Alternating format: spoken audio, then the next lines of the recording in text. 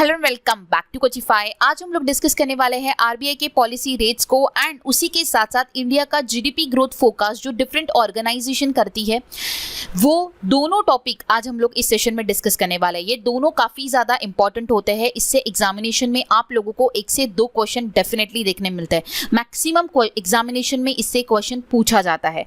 Okay, सो अभी तक का ये अपडेटेड रेट्स मैं आप लोगों को प्रोवाइड कर रही हूँ, तो सेशन को आपको स्टार्ट टू एंड कंप्लीट देखना होगा। इसमें जो भी चीज़ें मैं आप लोगों को बताने वाली हूँ about RBI policy rates and about GDP forecast, ये सारी इंपॉर्टेंट होने वाली है, सारी अपडेटेड है। सो आप लोगों को जो है अच्छी तरीके से ये सारे रेट्स, ये जो परसेंटेज आज हम लोग डिस्कस करने वाले हैं वो ध्यान में रखना होगा।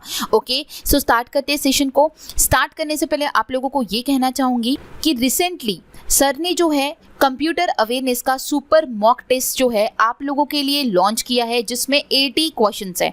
अगर आप लोग कंप्यूटर अवेयरनेस का आरआरबी पीओ एंड क्लर्क के एग्जामिनेशन के लिए प्रैक्टिस करना चाहते हो, एग्जामिनेशन से पहले खुद को कॉन्फिडेंट फील करवाना चाहते हो, तो आप लोगों को ये सुपर मॉक देनी होगी। ये सुपर मॉक में सिर्फ 80 क्वेश्चंस है, बट वो 80 के 80 क्वेश्चन जो है वो एग्जाम ओरिएंटेड क्वेश्चंस है, जो कि आपको काफ़ी ज़्यादा हेल्पफुल होंगे आपकी upcoming examination RRB PO and clerk के लिए। आपका एग्जाम ज़रूर क्लर्क का कल है, बट ये 80 क्वेश्चन अगर आप अभी भी अटेम्प्ट करते हो, सिर्फ 40 मिनट्स में 80 क्वेश्चंस को आप लोगों को अटेम्प्ट करना है। सो 40 मिनट्स अगर आप देते हो तो आपका एक कॉन्फिडेंस भी बिल्डअप होगा।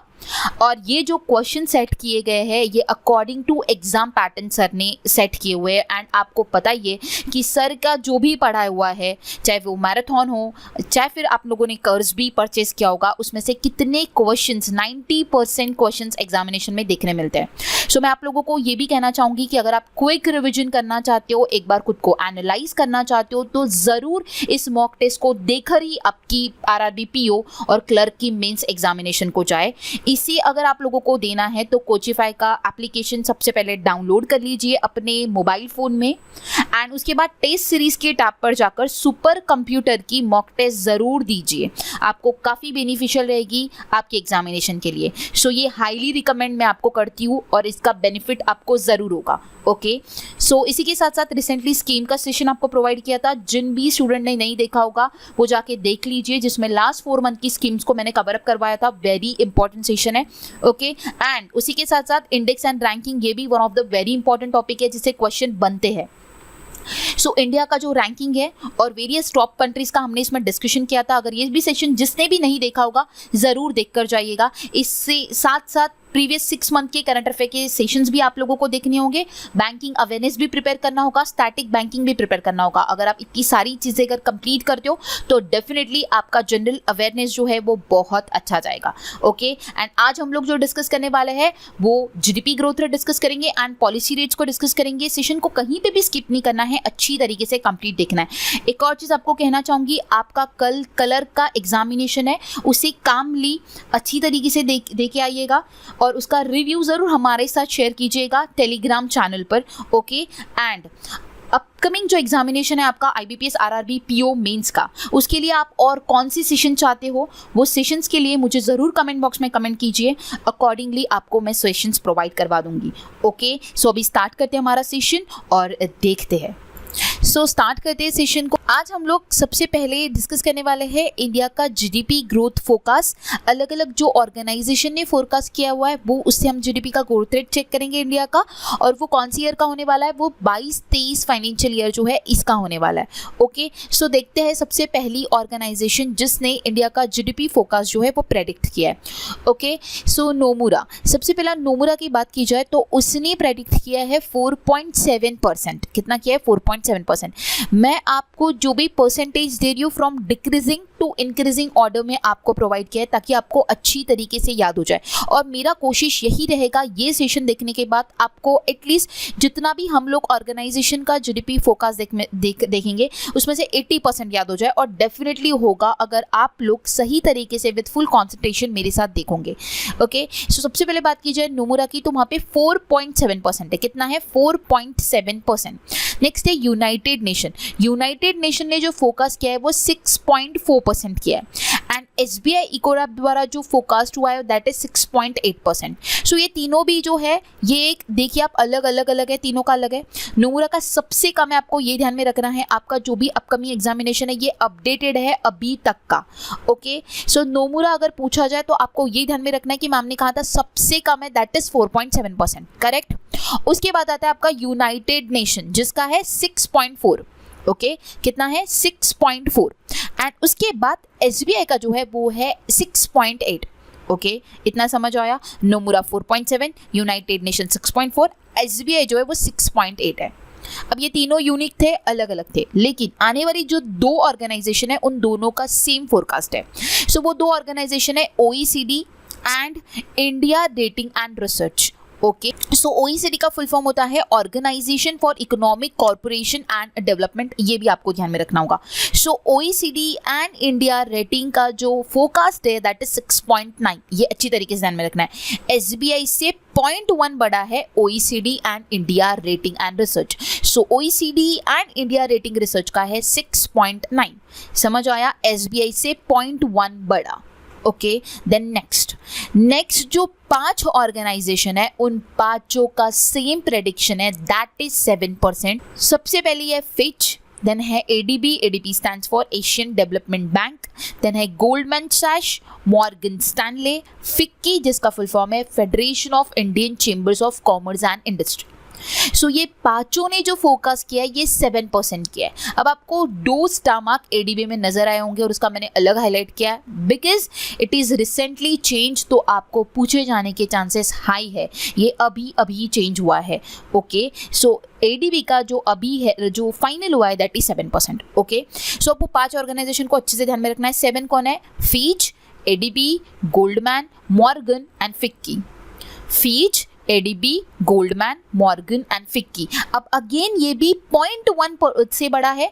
देखिए OECD और जो इंडिया रेटिंग था उससे 0.1 बड़ा और 7% हुआ, करेक्ट। तो नोमुरा 4.7 था, यूनाइटेड नेशन 6.4 था, करेक्ट। उसके बाद SBI जो था वो 6.8 था। ये 3 आपने याद किया।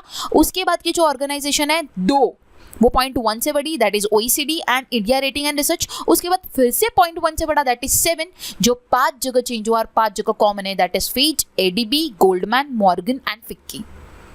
आई होप आप सभी को जितनी भी ऑर्गेनाइजेशन हमने देखी 10 है इस पेज पे, वो 10 की 10 आप लोगों को याद हुई होंगी। अगर नहीं याद हुई होंगी वीडियो को पॉज कीजिए, कोशिश कीजिए कि आपको याद हो जाए। मैंने उसी वे से आपको दिया है ताकि आपको वो अच्छी तरीके से माइंड में याद हो जाए।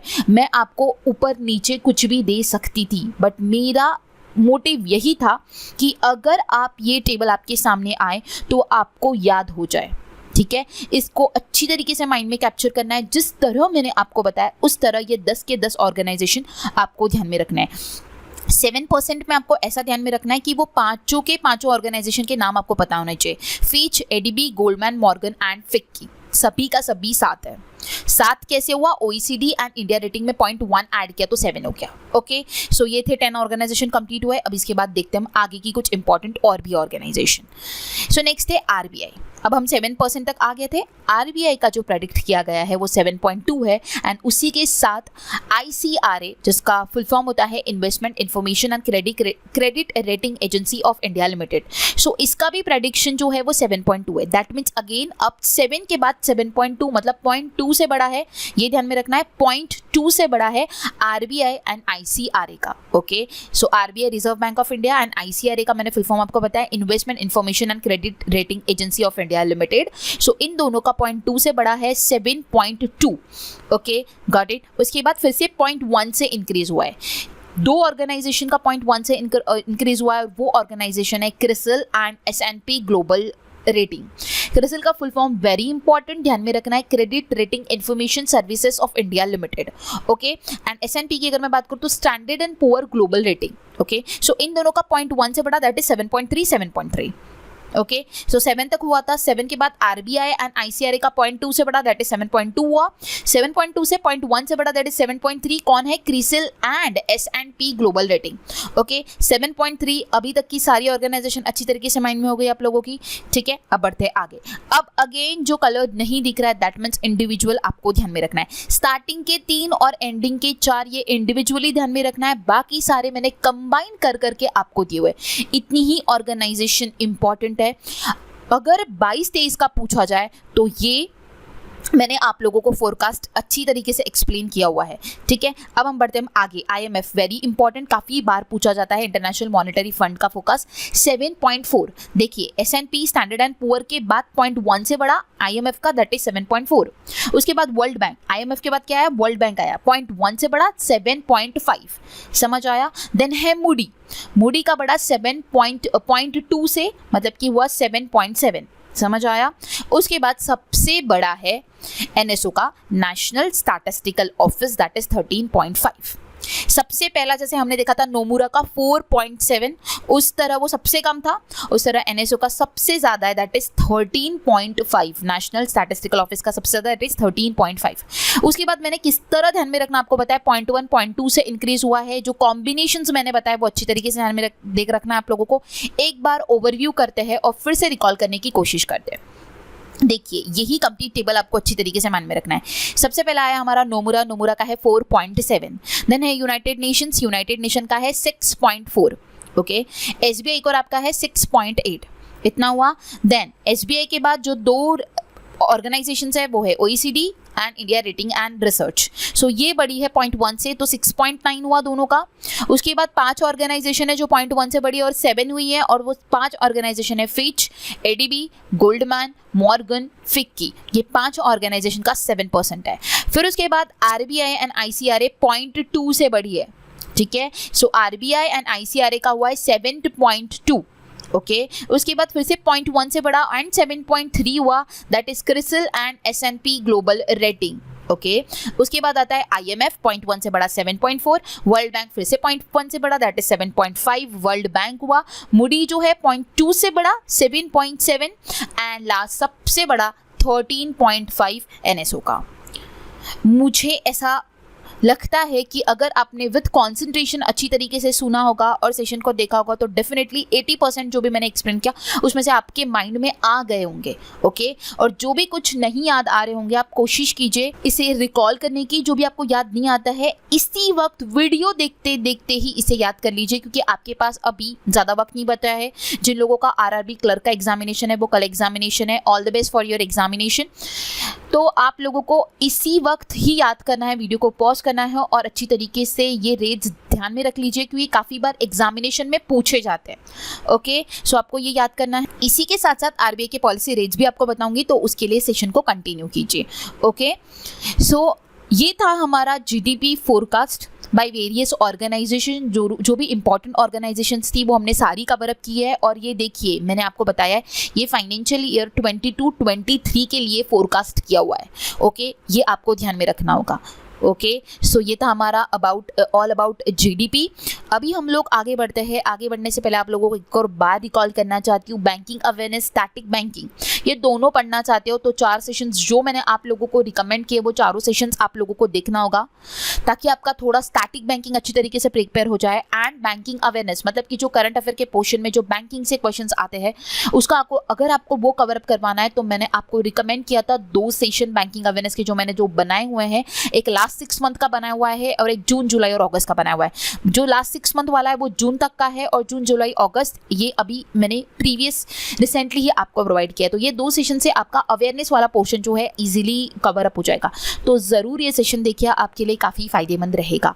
ओके, अब हम लोग देखते हैं पॉलिसी रेट्स ऑफ RBI। काफ़ी बार ये भी एग्जामिनेशन में पूछे जाते हैं कि RBI के पॉलिसी रेट्स के ऊपर क्वेश्चन आता है एंड हमें कन्फ्यूजन होता है।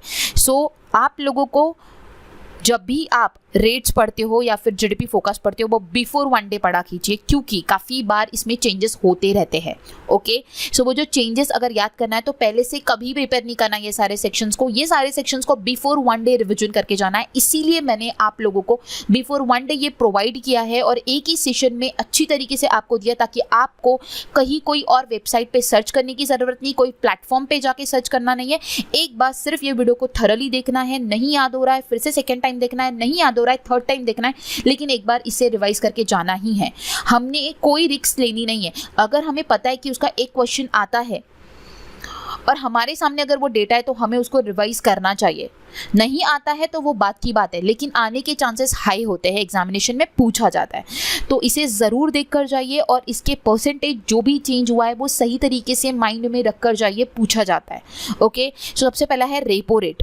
रेपो रेट फिर से चेंज हुआ था एंड चेंज होकर 5.4% हुआ है रिसेंटली। मैंने जैसे कि कहा आपको कि बैंकिंग अवेयरनेस का मैंने स्टैटिक बैंकिंग का सेशन दिया था, उसमें मैंने पॉलिसी रेट्स बताए थे एंड आपको ये भी कहा था कि जब भी आप सेशन देखोगे आपको जो भी चेंजेस नजर आएंगे उसके अकॉर्डिंगली आपको याद में रखना है। अगर आप एट प्रेजेंट ये सेशन देख रहे हो ये रेट्स है, बट फ्यूचर में इसका चेंजेस हो सकता है, तो आपको उस टाइम पे वो अवेयरनेस रखना इंपॉर्टेंट है। ओके, सो अभी जो रेपो रेट है करंट में 5.4% है, रिवर्स रेपो रेट जो है वो 3.35% है, बैंक रेट जो है वो 5.65% है। MSF, what is MSF stands for marginal standard facility rate, that is 5.65। Bank rate and MSF दोनों के दोनों सेम है 5.65। स्टैंडिंग डिपॉजिट फैसिलिटी रेट जिसे SDFB कहा जाता है वो है 5.15%। CRR जो है कैश रिजर्व रेशो जो कि है 4.5% एंड SLR जो है statutory liquidity ratio that is 18%। So repo rate कितना हुआ आपका 5.4, रिवर्स रेपो जो है वो 3.35 है, बैंक एंड MSF 5.65 है, स्टैंडर्ड जो है 5.15 है, CRR 4.5 एंड SLR 18%। अब ये सारे रेट्स क्या होते हैं, इनका क्या मीनिंग होता है, हम क्विकली नेक्स्ट स्लाइड में डिस्कस करते हैं। सो आरबीआई के पॉलिसी रेट्स होते हैं आपको सभी पता होगा। सबसे पहले हमने रेपो रेट देखा जो कि मैंने आपको बताया एट प्रेजेंट है 5.4। सबसे पहले आपको ये पता होना बहुत इंपॉर्टेंट है कि रेपो रेट होता क्या है। Repo rate it is a rate at which central bank of a country lends money to commercial bank. So क्या करती है सेंट्रल बैंक जो है कमर्शियल बैंकों को जो है पैसा देती है जब भी उनको नीड होती है। तो शॉर्ट टर्म बेसिस के लिए जब कमर्शियल बैंक सेंट्रल बैंक से पैसा लेती है तो जिस रेट पे जिस इंटरेस्ट पे सेंट्रल बैंक उन्हें पैसा देती है उसे कहते हैं हम लोग रेपो रेट। सो रेपो रेट जो होता है वो शॉर्ट टर्म बेसिस पे दिया जाता है, 1 to 15 डेज के लिए दिया जाता है। तो उसके लिए कमर्शियल बैंक क्या करती है, कुछ सिक्योरिटी देती है, ठीक है, कुछ कोलैटरल हमें देना होता है। तो कमर्शियल बैंक अपना सिक्योरिटी देती है, उसके बेसिस पे उसे आरबीआई जो है वो पैसा प्रोवाइड करती है।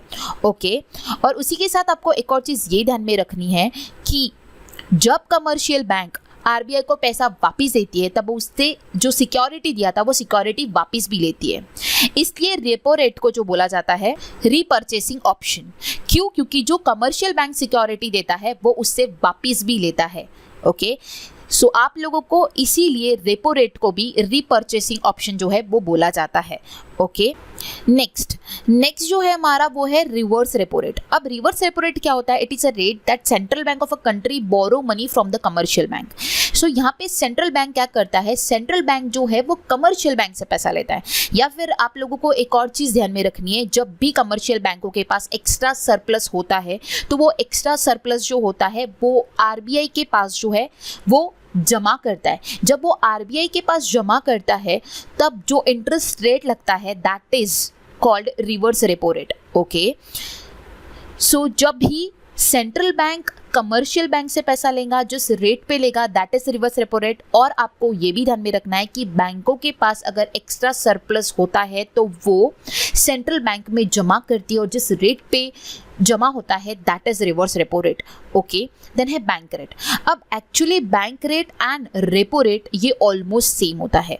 देखिए, what is bank rate, it is a rate of interest which is charge by the central bank while lending loans to a commercial bank.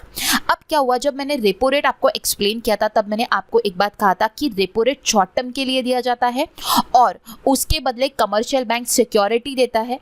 Okay, लेकिन बैंक रेट में भी क्या होता है कि कमर्शियल बैंक जो है वो सेंट्रल बैंक से पैसा लेती है, बट जब वो सेंट्रल बैंक से पैसा लेती है तब वो ना तो सिक्योरिटी देती है और एक और बात वो लॉन्ग टर्म के लिए पैसा लेती है, तो वो होता है उसके ऊपर जो रेट चार्ज होता है, जो इंटरेस्ट लगता है, दैट इज बैंक रेट। समझ आया? मतलब कि इसमें ना हमें सिक्योरिटी देनी होती है कमर्शियल बैंकों को, और ये जो प्रोवाइड किया जाता है ये लॉन्ग टर्म के लिए प्रोवाइड किया जाता है। ओके, सो यही डिफरेंस है that repo rate and bank rate का। ओके, सेम ही चीज़ है, कमर्शियल बैंक सेंट्रल बैंक से पैसा ले रही है, ओके, चीज़ सेम है, लेकिन रेपो रेट के टाइम पे कमर्शियल बैंक सिक्योरिटी देती है, बैंक रेट के टाइम पे सिक्योरिटी नहीं देती है। रेपो रेट जो दिया जाता है वो शॉर्ट टर्म बेसिस के लिए दिया जाता है, बैंक रेट जो है वो लॉन्ग टर्म के लिए दिया जाता है। दैट्स इट, इतना ही आपको ध्यान में रखना है। ओके, अब नेक्स्ट है SLR, स्टैट्यूटरी लिक्विडिटी रेशियो। अब SLR क्या होता है? It refers to the minimum percentage of the deposit that needs to be maintain by the commercial bank in the form of the liquid asset, cash, gold, government security. तो यहाँ पे क्या बोला जा रहा है? SLR जो बोला जा रहा है एंड CRR, ये दोनों भी जो है ये एक तरीके से सेम है। अब देखिए इनमें डिफरेंस क्या है वो मैं आपको बताऊंगी। SLR सबसे पहले क्या होता है कि कुछ अमाउंट ऑफ जो डिपॉजिट होता है वो कमर्शियल बैंकों को अपने पास जो है वो मेंटेन करना होता है इन the form of liquid asset, okay, ताकि उन्हें जब भी ज़रूरत पड़े तब वो तुरंत जो है उससे पैसा जो है वो पैसे के फॉर्म में उसे कन्वर्ट कर सके। ओके, सो इसीलिए लिक्विड एसेट बोला जाता है। तो लिक्विड एसेट में कैश हो, इधर वो कैश के फॉर्म में हो या फिर गोल्ड के फॉर्म में हो या फिर वो गवर्नमेंट सिक्योरिटी के फॉर्म में हो, तो वो उसे मेंटेन करना होता है, दैट इज SLR। ओके, सो जिस परसेंटेज पे जो पैसा बैंक को, कमर्शियल बैंक को खुद को मेंटेन करना होता है उसे हम कहते हैं SLR। ओके, और वो कौन से फॉर्म में होना चाहिए? वो लिक्विड फॉर्म में होना चाहिए, ताकि उसका कभी भी कैश के फॉर्म में जो है जब भी नीड हो उसका हम लोग यूज कर सके। ओके, सो लिक्विड एसेट्स में आते हैं cash, gold and government securities. Okay, so you are SLR। अब CRR की अगर बात की जाए तो वो होता है it is a portion of commercial bank total deposit that needs to be maintain at the central bank. देखिए, जो भी कुछ पैसा कमर्शियल बैंकों के पास होता है तो कमर्शियल बैंकों को क्या करना पड़ता है? कुछ पैसा RBI के पास जो है वो मेंटेन करना होता है, that is cash reserve ratio. कुछ पैसा खुद के पास मेंटेन रखना होता है, दैट इज SLR। और जो बचा हुआ पैसा है वो पब्लिक के साथ जो है वो उन्हें लोन के फॉर्म में दे सकती है और वो इन्वेस्टमेंट कर सकती है। तो ये होता है बैंक का जो क्राइटेरिया होता है बैंक का, वो इस तरह मेंटेन करती है। कुछ पैसा वो अपने पास मेंटेन करती है जब उसे नीड हो ताकि वो उसको यूज़ कर पाए, दैट इज SLR। कुछ पैसा उसको RBI के पास मेंटेन करना होता है, that is cash reserve ratio. And जो बचा हुआ पैसा होता है, ठीक है, जिसे NDTL कहा जाता है, जो बचा हुआ पैसा होता है वो पैसा वो पब्लिक को लोन देने में या फिर उसे इन्वेस्टमेंट करना है वो उसमें यूटिलाइज करती है। सो आई होप आप सभी को CRR भी समझ आया होगा कि कमर्शियल बैंक जो सेंट्रल बैंक में कुछ पैसा मेंटेन करती है दैट इज होता है कैश रिजर्व रेशो। समझ आया? अब नेक्स्ट है हमारा MSF। What is MSF? Marginal standing facility. It is a system of RBI that allows scheduled commercial bank to avail funds overnight against the government securities। Again देखिए, हमने repo पढ़ा, bank पढ़ा, MSF भी वैसा ही है। अब MSF का difference क्या है मैं आपको बताना चाहती हूँ। अगेन MSF क्या होता है कि जो स्केड्यूल कमर्शियल बैंक, मैं सिर्फ स्केड्यूल कमर्शियल बैंक की बात कर रही हूँ, ठीक है। सो जो स्केड्यूल कमर्शियल बैंक होती है वो RBI से जब उनको अगर फंड्स की ज़रूरत है तो वो RBI से पैसा ले सकती है, ठीक है, अगेंस्ट गवर्नमेंट सिक्योरिटी, बट सिर्फ और सिर्फ 24 आवर्स या फिर ओवरनाइट के लिए। उसे कहा जाता है MSF। सो MSF भी क्या है कि वो RBI से पैसा ले रहा है, ठीक है, मतलब कौन सी बैंक ले रही है? लेकिन स्केड्यूल कमर्शियल बैंक ही लेगी। स्केड्यूल कमर्शियल बैंक जब उसे नीड है तब वो RBI से फंड्स ले रही है, पैसा ले रही है, उसे कहेंगे हम MSF। लेकिन डिफरेंस इतना ही है कि सिर्फ और सिर्फ 24 आवर्स ओवरनाइट के लिए जो है RBI जो है वो पैसा देती है स्केड्यूल कमर्शियल बैंक को अगेंस्ट गवर्नमेंट सिक्योरिटीज़। इसके लिए उन्हें गवर्नमेंट सिक्योरिटीज़ देना पड़ता है। समझ आया? आप लोगों को अभी अच्छी तरीके से समझ आया होगा कि what is repo rate, what is bank rate and what is MSF। MSF का डिफरेंस इतना ही है कि वो स्केड्यूल कमर्शियल बैंक RBI से लोन देगी ओवरनाइट बेसिस के लिए 24 आवर्स के लिए against the government securities. Okay, next है SDF। SDF क्या होता है? Standing deposit facility rate. SDF allow RBI to absorb deposit from commercial bank without giving government securities in return to the banks.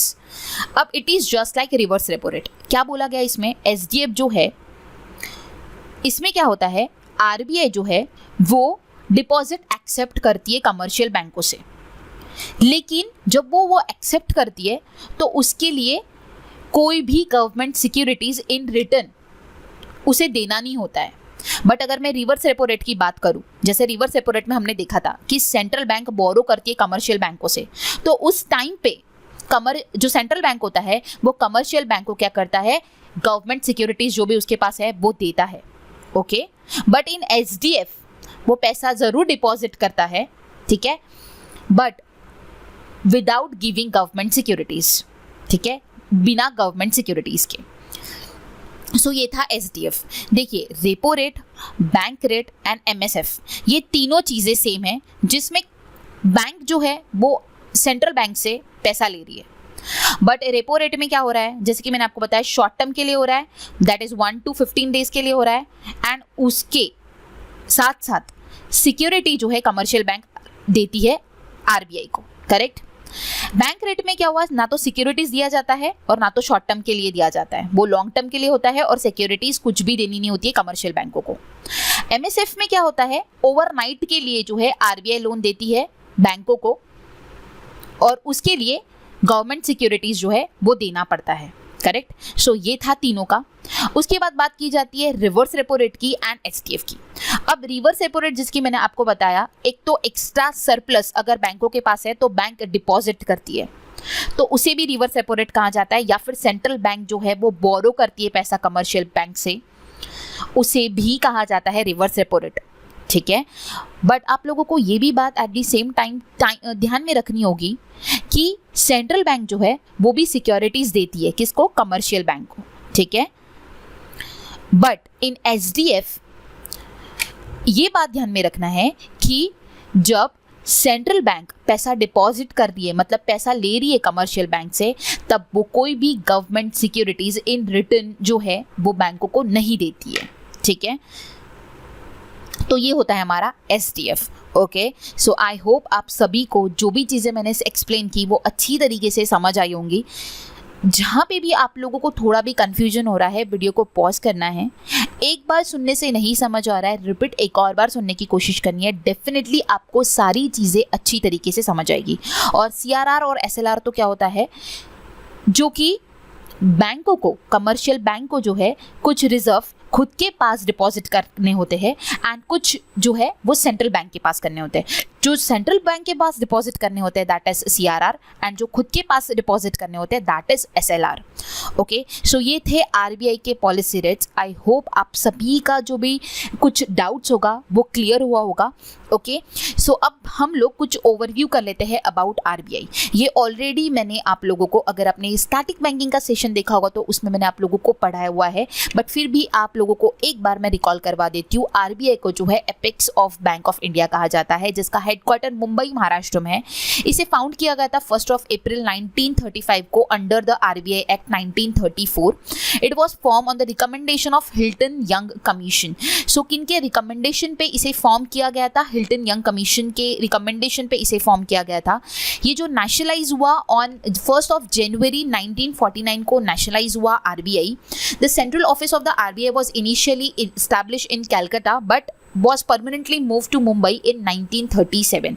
So initially जो था ये establish हुआ था कलकत्ता में, but permanently से move किया गया मुंबई में in 1937. जोनल ऑफिसेज जो है वो चेन्नई, दिल्ली, कोलकाता एंड मुंबई में है. फर्स्ट जो गवर्नर अपॉइंट हुए थे RBI के that is Sir Osborne Smith 1935 to 37. ये जो थे ये फर्स्ट RBI के गवर्नर थे. एंड फर्स्ट इंडियन गवर्नर की अगर बात की जाए तो वो रहेंगे CD देशमुख, जो कि थे फ्रॉम 1943 to 47. जो टर्म होता है गवर्नर का RBI में, जो कार्यकाल होता है दैट इज 5 years. एंड जो डिप्यूटी गवर्नर्स होते हैं उनका जो नंबर होता है, मैक्सिमम कितने अपॉइंट होते हैं, वो 4 अपॉइंट होते हैं। लोगों के ऊपर क्या है, तो आरबीआई के लोगों के ऊपर एक palm tree and tiger okay, ओके। एंड जो एट प्रेजेंट गवर्नर है वो है Shaktikanta Das and deputy governor 4 होते हैं। So Mahesh Kumar Jain, Michael Dipendra Patra, M Rajeshwar Rao and T Ravishankar जो है ये एट प्रेजेंट डिप्यूटी गवर्नर्स है। सो ये था हमारा शॉर्ट में हम लोगों ने आरबीआई को डिस्कस कर लिया अबाउट इंपॉर्टेंट इन्फॉर्मेशन जो आरबीआई के बारे में आपको पता होनी चाहिए, ओके। इसी के साथ साथ आरबीआई की जो कुछ ओन सब्सिडरीज है वो भी आपको पता होनी चाहिए। सो आरबीआई की ये 5 सब्सिडरीज है जिसके फुल फॉर्म्स आपको स्पेशली ध्यान में रखने हैं, एग्जामिनेशन में पूछे जाते हैं। सो सबसे पहले है DICGC, that is Deposit Insurance and Guarantee Corporation of India. Next है BRBNMPL, Bharatiya Reserve Bank Note Mudran Private Limited. Next है REBIT, Reserve Bank Information Technology Private limited.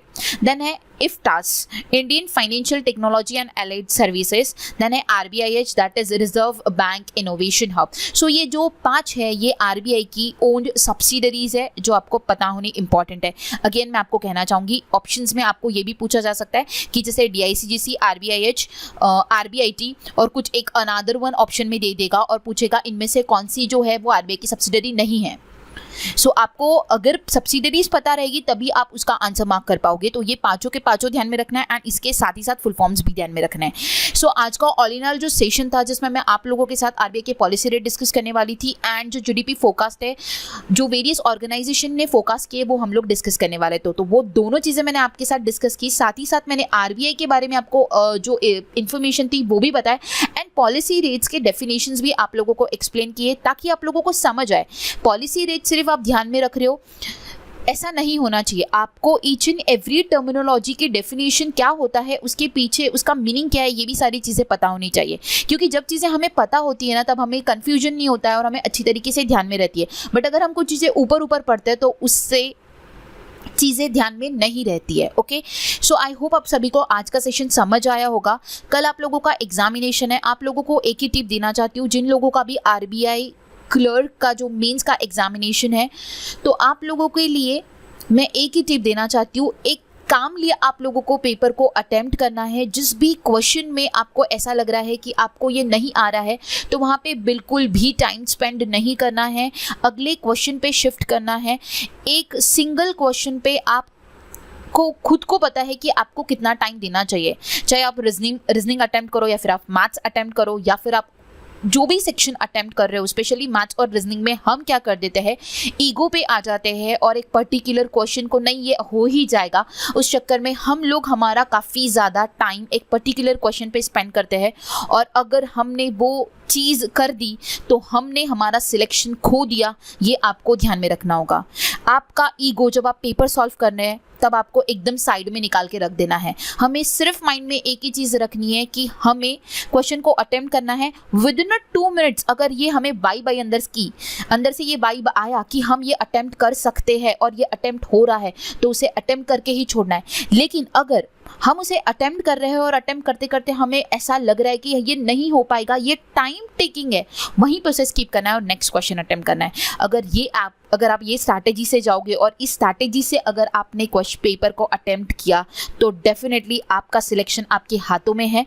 अगर आप लोगों ने आपका ईगो बीच में लाया तो काफ़ी बार एग्ज़ाम होने के बाद हमें रिग्रेट होता है, काश मैंने उस क्वेश्चन में टाइम स्पेंड नहीं किया रहता तो मेरे और क्वेश्चन बन जाते। ये काश बिल्कुल भी आप लोगों के माइंड में नहीं आना चाहिए। आप लोगों को कामली पेपर सॉल्व करना है। जिस तरह आप घर पे मॉक देते हो वैसा ही आपको आपका माइंडसेट रखना है और पेपर को अटेम्प्ट करना है। आप लोगों का जो भी जनरल अवेयरनेस का रिव्यू रहेगा वो मेरे साथ ज़रूर शेयर कीजिएगा। कोचिफाई के टेलीग्राम के चैनल पे क्वेश्चंस जो है वो आप लोग ड्रॉप कर सकते हो सो दैट मैं आप लोगों के साथ रिव्यू शेयर कर सकूं, ओके। और आपका अगर कोई भी रिक्वायरमेंट है for the upcoming RRB PO mains examination तो मुझे कमेंट बॉक्स में कमेंट कीजिए, तो अपकमिंग सेशन आपको अकॉर्डिंगली प्रोवाइड किए जाएंगे। सो मिलते हैं गाइज नेक्स्ट सेशन में, स्टे ट्यून। सो चैनल को सब्सक्राइब कीजिए। Thanks for watching and have a nice day.